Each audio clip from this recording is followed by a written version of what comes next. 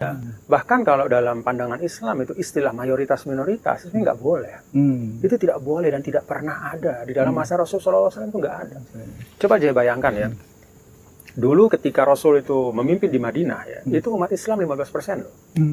Jadi kalau sebagian menghitung sekitar 10.000 penduduk Madinah ya pada masa Rasul datang, itu 4.000-nya itu orang Yahudi, 4.500-nya itu orang Arab non-Muslim, dan yang Muslim itu 1.500 yang bersama Nabi. 15%, tapi Nabi memimpin. Jadi Nabi itu memimpin dari kaum minoritas pada waktu pertama memimpin itu loh, ketika Piagam Madinah itu. Artinya apa? Artinya masa-masa berkembangnya ya, Islam pada masa Rasulullah SAW dan eksperimen pemerintahan yang pertama yang disebut pemerintahan Madinah itu tercipta karena ada kebersamaan tanpa melihat mayoritas minoritas. Cinta teguh pada agama, cinta kokoh pada negara, itulah wasiat sang Maulana, Muassis NWDI tercinta.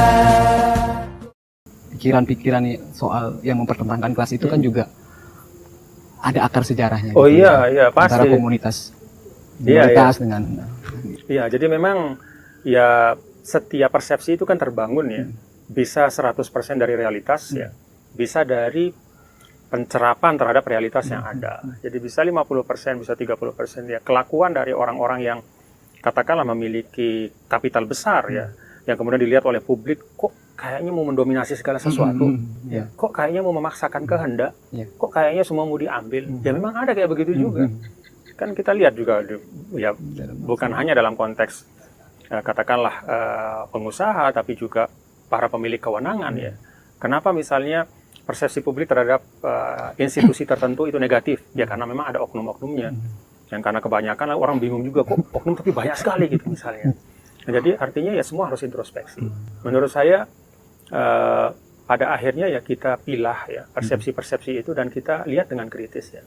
Dan saya sih melihat bahwa kearifan yang ada di Indonesia adalah ya kita kita hidup dengan dengan membangun kebersamaan ya, kemudian juga saling mengisi dan juga saling mengkoreksi tapi dengan baik gitu.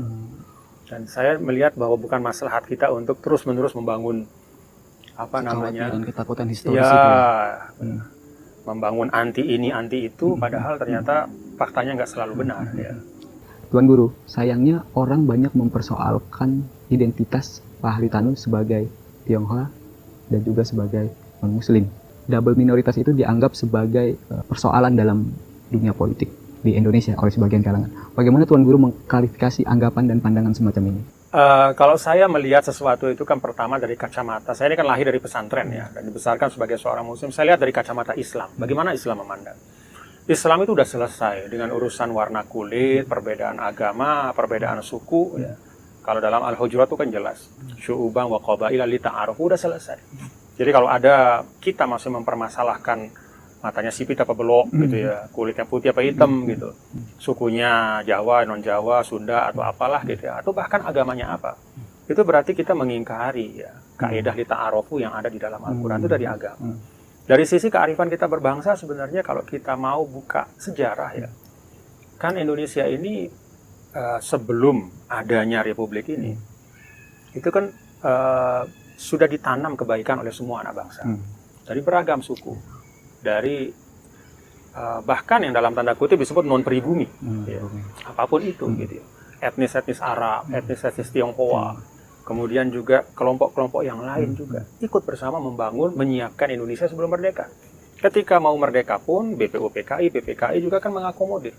Ya. Kemudian setelah merdeka, mempertahankan kemerdekaan, banyak juga pahlawan-pahlawan yang berasal dari katakanlah teman-teman etnis Tionghoa yang non Muslim.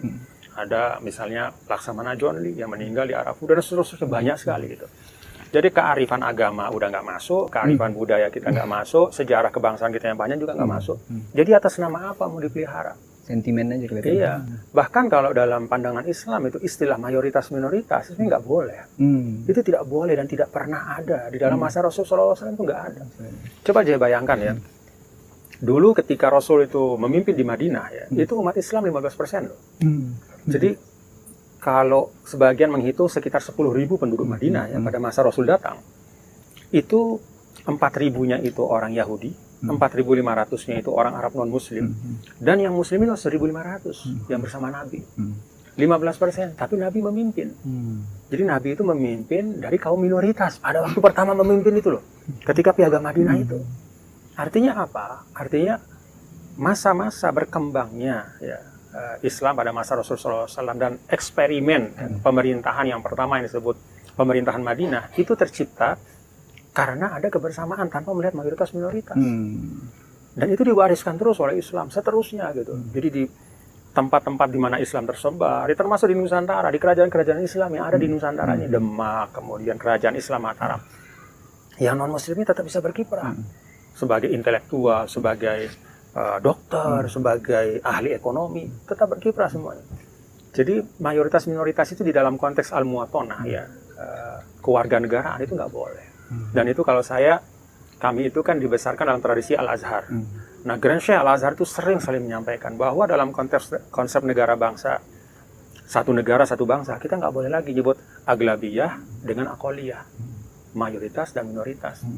Karena itu bertentangan dengan elan vital Islam yang paling mendasar, apa itu? Iman dan amal soleh. Kontribusi Anda gitu. Mau Anda mayoritas minoritas, ya, kontribusi Anda seberapa banyak. Jadi seharusnya sudah bukan hal yang nggak boleh lagi dibicarakan. Itu nggak ada pembenarannya dalam agama, itu nggak boleh. Dalam tradisi kita ber-Indonesia juga nggak pantas. Walaupun dalam realitas politik hari ini masih ada kelompok-kelompok. Ya, itu kan biasanya dimainkan karena sentimen elektoral kan. Kan mayoritas minoritas itu erat kaitan dengan populisme. Ya, jadi populisme itu adalah bagaimana menarik, mengattract ya, dukungan dari kelompok yang dianggap besar, mayoritas. Bagaimana caranya? Biasanya lalu menggunakan sentimen primordial. Apa sentimen primordial yang paling laku? Ya agama. Jadi itu sebenarnya dia satu aliran, mulai dari isu mayoritas minoritas, lalu kemudian masuk ke populisme, dan ujungnya adalah memainkan politik identitas. Vitalisasi suara ya. Iya, cuman cari suara saja. Cari suara aja ya. Oke.